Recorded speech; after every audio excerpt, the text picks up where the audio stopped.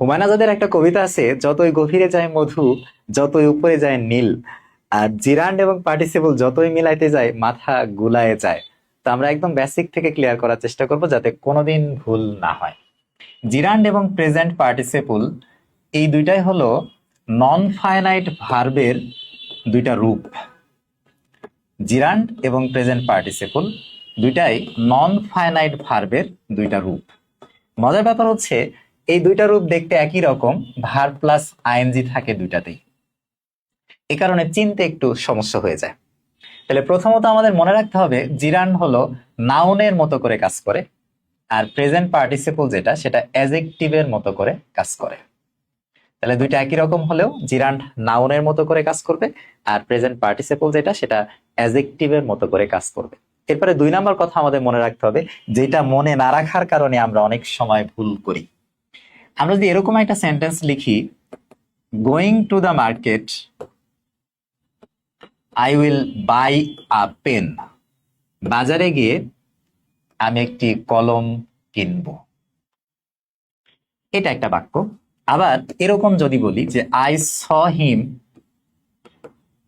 Going to market, তাহলে এই দুইটা বাক্যের মধ্যেই গোয়িং আছে, এবং মজার ব্যাপার হচ্ছে গোয়িং টু মার্কেটই আছে, একদম সেম। তাহলে এখানে আপনার কোনো শর্টকাটে কাজ করবে না, গোয়িং টু মার্কেট আছে দুইটাতে। তাহলে কোনটা জিরান্ড হবে, কোনটা পার্টিসিপল হবে? দেখেন, গোয়িং টু মার্কেট মানে বাজারে গিয়ে, বাজারে গিয়ে এটুকু বলে যদি থেমে যায় তাহলে সেন্টেন্সের অর্থটা পরিপূর্ণ হয় না, তার মানে এটা একটা নন ফাইনাইট ভার্ব। ঠিক আছে। I will buy a pen, আমি একটি কলম কিনবো, অর্থ পরিপূর্ণ হয়ে যায়, তার মানে এটা হলো ফাইনাইট ভার্ব। একই রকম ভাবে আই স হিম, আমি তাকে দেখলাম, পরিপূর্ণ, তাহলে এটা finite verb. Going to market, বাজারে যাচ্ছে, বাজারে গিয়ে, এটা তো পরিপূর্ণ হয় না, তার মানে কি এটা হলো নন ফাইনাইট ভার্ব। তাহলে এই যে নন ফাইনাইট ভার্ব এবং ফাইনাইট ভার্বকে আমরা চিনলাম, এবার অর্থটা বোঝার চেষ্টা করি। বাজারে গিয়ে আমি একটি কলম কিনবো, তাহলে আমি আগে বাজারে যাব, তারপরে কলমটা কিনবো। ঠিক আছে। তাহলে দেখেন এখানে নন ফাইনাইট ভার্বের কাজটা আগে হচ্ছে, আগে আমি বাজারে যাচ্ছি, বাজারে গেলাম, তারপরে আমি কলমটা কিনবো। তাহলে নন ফাইনাইট ভার্বের কাজটা আগে, ফাইনাইট ভার্বের কাজটা পরে। যখন নন ফাইনাইট ভার্বের কাজটা আগে সম্পন্ন হবে তখন সেটা হবে জিরান্ড। তাহলে দেখেন, গোয়িং টু মার্কেট, আগে বাজারে যাব, তারপরে কলম কিনবো, যেহেতু নন ফাইনাইট ভার্বের কাজটা আগে হচ্ছে, তার মানে এটা জিরান্ড হবে। দ্বিতীয়টা হচ্ছে I saw him going to market, আমি তাকে বাজারে যেতে দেখলাম, সে যখন বাজারে যাচ্ছিল আমি তখন তাকে দেখেছি, বাজারে যখন যাচ্ছিল আমি তাকে তখনই দেখেছি। তাহলে ফাইনাইট এবং নন ফাইনাইট একই সময়ে সম্পন্ন হচ্ছে, তাই না? দুইটা ক্রিয়া একই সময় সম্পন্ন হচ্ছে, যে আমি তাকে তখনই দেখলাম যখন সে বাজারে যাচ্ছিল, সে বাজারে যাচ্ছে আর আমি দেখতেছি, দুটো তো একসাথে করছে। এরকম যখন হবে তখন সেটা হলো প্রেজেন্ট পার্টিসিপল। তার মানে এইখানে যে গোয়িং টু মার্কেট আছে সেটা হলো প্রেজেন্ট পার্টিসিপল। এরকম আমরা আরো অনেক উদাহরণ দিতে পারি। যেমন ধরুন আমি বললাম যে I saw him playing cricket, I saw him playing cricket, তাহলে সে যখন ক্রিকেট খেলছিল আমি তাকে তখনই দেখতেছিলাম, যখন ক্রিকেট খেলতেছিল আমি তাকে তখনই দেখতেছিলাম। তাহলে দুইটা একই সাথে হয়েছে, তার মানে এটা প্রেজেন্ট পার্টিসিপল। আবার এরকম যদি বলে মেয়েটি হাসতে হাসতে আসলো, মেয়েটি হাসতে হাসতে আসলো, তার মানে যখন আসছিল তখনই হাসছিল, হাসতে হাসতে আসলো। তাইলে এই যে দ্য গার্ল কেম লাফিং, তার মানে যখন আসছিল তখনই হাসছিল, তার মানে এখানে যে লাফিং, এটা কি হবে? এটা প্রেজেন্ট পার্টিসিপল হবে। ঠিক আছে। এরপরে আমরা একদম সহজ উদাহরণ থেকে শুরু করে সকল কঠিন উদাহরণগুলো আমরা দেখার চেষ্টা করব। যেমন খুবই খুবই কমন একটা এক্সাম্পল হচ্ছে swimming is a good exercise, সাঁতার একটা ভালো ব্যায়াম। তাহলে দেখেন এখানে তো আর ফাইনাইট নন ফাইনাইটের দুইটা আলাদা সময় চিহ্নিত করার সুযোগ নাই, আপনি শুধু বাক্যটা পড়েন, swimming is a good exercise, সাঁতার একটা ভালো ব্যায়াম। তাহলে দেখেন সুইমিং শব্দটা এখানে কি করতেছে? একটা সাঁতার, তার মানে আপনার একটা কাজের নাম বোঝাচ্ছে। তাহলে সুইমিং মানে সাঁতার, আপনার কাজের নাম। তাহলে কাজের নাম যেহেতু বোঝাচ্ছে তার মানে এটা নাউনের মতো কাজ করতেছে, আর নাউনের মতো কাজ করলে সেটা জিরান হবে।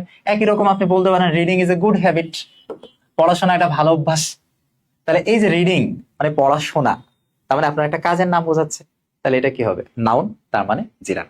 একই রকম বলতে পারি স্মোকিং কজেস ক্যান্সার, তাহলে যে স্মোকিং মানে ধূমপান, ধূমপান যখন বলা হচ্ছে তখন কিন্তু আপনার একটা কাজের নাম, আপনি যে ধূমপান করেন সেটার নাম স্মোকিং, তাহলে এটা নাউন হিসেবে কাজ করতেছে, তার মানে এটা জিরান। এখন যদি আমরা একটু অন্যরকম উদাহরণ দেখি, যেমন a rolling stone rolling stone gathers no moss. Rolling stone, তাহলে এখানে রোলিংটা কি হবে? এখানে দেখেন রোলিং স্টোন মানে ঘূর্ণায়মান পাথর। তাহলে পাথরটা কেমন? ঘূর্ণায়মান। পাথরটা ঘূর্ণায়মান অবস্থায় আছে। তাহলে এই যে পাথরটার অবস্থা নির্দেশ করতেছে রোলিং শব্দটা। তাহলে পাথরটা কোন অবস্থায় আছে? ঘূর্ণায়মান অবস্থায় আছে। তাহলে তার অবস্থাটাকে নির্দেশ করতেছে, তার মানে এটা অ্যাডজেক্টিভের মতো কাজ করতেছে। তাহলে অ্যাডজেক্টিভের মতো যদি কাজ করে, তার মানে এটা কি? অ্যাডজেক্টিভের মতো কাজ করলে এটা প্রেজেন্ট পার্টিসিপল। ঠিক আছে। একই রকম যদি বলে স্লিপিং বেবি, ঘুমন্ত শিশু, তাহলে শিশুটা কোন অবস্থায় আছে? ঘুমন্ত অবস্থায় আছে। তাহলে দেখেন এই স্লিপিং শব্দটা হলো শিশুর একটা অবস্থাকে নির্দেশ করতেছে। কোন অবস্থা? ঘুমন্ত অবস্থা। তাহলে যেহেতু একটা অবস্থাকে নির্দেশ করতেছে, তার মানে এটা কি? অ্যাডজেক্টিভ। আর অ্যাডজেক্টিভ হলে সেটা কি? Present participle. এখন মজার ব্যাপার হচ্ছে স্লিপিং বেবি তো আমরা বললাম, কিন্তু যদি এখন বলি স্লিপিং পিল, ধরুন স্লিপিং পিল, তারপরে এরকম একটা বাক্য থাকলো। এখন এই যে স্লিপিং পিল, এটার মানে কি এরকম যে ঘুমন্ত ঔষধ বা বড়ি যেটা, সেটাই কি ঘুমাচ্ছে? এরকম তো না। তাহলে এই স্লিপিংটা কিন্তু ঔষধের অবস্থা নির্দেশ করতেছে না। এটা মানে তো এরকম না যে ঘুমন্ত ঔষধ, ঔষধ তো নিজে ঘুমায় নাই। তাহলে এই যে স্লিপিং, সেই স্লিপিংটা কিন্তু পিলের কোনো অবস্থা নির্দেশ করতেছে না। তার মানে এটা অ্যাডজেক্টিভ হিসেবে কাজ করতেছে না। এই জায়গাটা আপনাকে ক্লিয়ার হতে হবে। তাহলে অ্যাডজেক্টিভ হিসেবে কাজ করতেছে না, এটা নাউন হিসেবে কাজ করতেছে। আর নাউন হিসেবে যদি কাজ করে তাহলে এটা কি হবে? জিরান। একই রকম ধরুন swimming pool, swimming pool, swimming pool আমরা যখন বলতেছি, তার মানে বিষয়টা তো এরকম না যে পুল নিজে সুইম করতেছে, সাঁতাররত অবস্থায় তো নাই, তাই না? পুল নিজে তো সাঁতাররত অবস্থায় নাই, তার মানে এটা পুলের অবস্থা নির্দেশ করে না। তাহলে এটা অ্যাডজেক্টিভ না, এটা কি? নাউন। আর নাউন যদি হয় তাহলে এটা জিরান। কিন্তু আমরা যদি বলি সুইমিং স্নেক, সুইমিং স্নেক, তার মানে সাঁতাররত সাপ, তাহলে ওই সাপটার একটা অবস্থা নির্দেশ করতেছে, সাপটা সাঁতাররত অবস্থায় আছে। তার মানে এটা কি? অ্যাডজেক্টিভ। আর অ্যাডজেক্টিভ হলে কি হবে? পার্টিসিপল। ঠিক আছে। আবার ধরুন এরকম যদি বলা হয় the girl is captivating, the girl is captivating, তার মানে মেয়েটা মন্ত্রমুগ্ধকর, মনোমুগ্ধকর, বিমোহিত করার মতো সুন্দর। তাহলে এই যে ক্যাপটিভেটিং শব্দটা, এটা হচ্ছে সেই মেয়েটার একটা গুণকে প্রকাশ করতেছে, তার সৌন্দর্যকে প্রকাশ করতেছে। তাহলে গুণকে যেহেতু প্রকাশ করতেছে, তার মানে অ্যাডজেক্টিভ। অ্যাডজেক্টিভ হলে কি হবে? পার্টিসিপল হবে। ঠিক আছে। তাহলে যেহেতু এটা অ্যাডজেক্টিভের মতো কাজ করতেছে, তার মানে এটা পার্টিসিপল হবে। কিন্তু আমি যদি এরকম বলি do you enjoy teaching, do you enjoy teaching, আপনি কি শিক্ষকতা পছন্দ করেন? তাহলে এখানে টিচিং মানে শিক্ষকতা, এটা একটা পেশা। তাহলে একটা পেশার নাম বোঝাচ্ছে। যদি এটা পেশার নাম বোঝাচ্ছে, তার মানে এটা কি? নাউন। আর যদি নাউনের মতো করে কাজ করে তাহলে এটা কি হবে? জিরান্ড। ঠিক আছে। তাহলে এইখান থেকে জিরান্ড আর প্রেজেন্ট পার্টিসিপল চিনতে আশা করি সমস্যা হবে না। আমরা আরেকটু ভিতরে যাই। ধরুন আমি বললাম আই এম ইন্টারেস্টেড, আমি আগ্রহী। তাহলে আমি আগ্রহী, তার মানে এই আগ্রহীটাকে আমি, তাহলে আমার একটা অবস্থাকে নির্দেশ করতেছে। আমি কেমন অবস্থায় আছি? আমি আগ্রহী অবস্থায় আছি। তাহলে এটা আমার একটা অবস্থা নির্দেশ করতেছে। আমি আগ্রহী, আই এম ইন্টারেস্টেড, তার মানে এটা অ্যাডজেক্টিভের মতো কাজ করতেছে। মজার ব্যাপার হচ্ছে অ্যাডজেক্টিভের মতো কাজ করতেছে, কিন্তু এটা তো ভার্ব প্লাস আইএনজি না। অ্যাডজেক্টিভের মতো করে কাজ করতেছে কিন্তু এটা ভার্ব প্লাস আইএনজি না, এটা হলো ভার্বের পাস্ট পার্টিসিপল ফর্মে আছে, কিন্তু স্টিল এটা অ্যাডজেক্টিভ হিসেবে কাজ করতেছে। তাহলে এইরকম যদি হয় তখন সেটাকে আমরা প্রেজেন্ট পার্টিসিপল না বলে বলি পাস্ট পার্টিসিপল। ঠিক আছে। তাহলে অ্যাডজেক্টিভের মতোই কাজ করতেছে, কিন্তু যদি ভার্বের পাস্ট পার্টিসিপল রূপে থাকে তাহলে সেটা প্রেজেন্ট পার্টিসিপল তো হবে না, সেটা কি হবে? পাস্ট পার্টিসিপল হবে। ঠিক আছে। এরকম আরো অনেক উদাহরণ আছে, যেমন ধরুন clothes made of cotton, made of cotton, তার মানে সুতার তৈরি পোশাক। তাহলে পোশাক কিসের তৈরি? সুতার তৈরি। তাহলে দেখেন এই মেড শব্দটা দিয়ে পোশাকটাকে সুতার তৈরি এটা নির্দিষ্ট করে দিচ্ছে, তাই না? পোশাকটা যে সুতার তৈরি এটা নির্দিষ্ট করে দিচ্ছে। পোশাক সুতার পোশাক, তাহলে এই পোশাকের বিষয়টাকে নির্দিষ্ট করে দিচ্ছে যে এটা সুতার পোশাক। তার মানে এখানে মেড কিন্তু অ্যাডজেক্টিভের মতো করে কাজ করতেছে, অ্যাডজেক্টিভের মতো করে কাজ করতেছে এবং ভার্বের পাস্ট পার্টিসিপল ফর্মে আছে। তার মানে এটা কি? প্রেজেন্ট পার্টিসিপল তো হবে না, এটা কি হবে? Past participle. ঠিক আছে। এবার আমরা আরেকটু ভিতরে যাওয়ার চেষ্টা করব। যেমন ধরুন এই জায়গাটাতে অনেক সময় আমরা রাইট ফর্ম অফ ভার্ব এরকম ভাবে আসে যে এরকম একটা বাক্য যে দরজা বন্ধ করে তারা বাইরে চলে গেল বা তারা বাজারে চলে গেল। তাহলে দরজা বন্ধ করে তারা বাজারে চলে গেল, দেখবেন বেশিরভাগ স্টুডেন্ট এটা উত্তর করবে locking the door they went out, চলে গেল। কিন্তু এখানে আপনাকে একটু ক্লিয়ারলি চিন্তা করতে হবে। এখানে লকিং দ্য ডোর এটা নন ফাইনাইট ভার্ব, আর এটা হলো ফাইনাইট ভার্ব। তাহলে আগে দরজা বন্ধ করা হবে, দরজা বন্ধ করার পরে তারপরে তারা বাজারে যাবে, তাই না?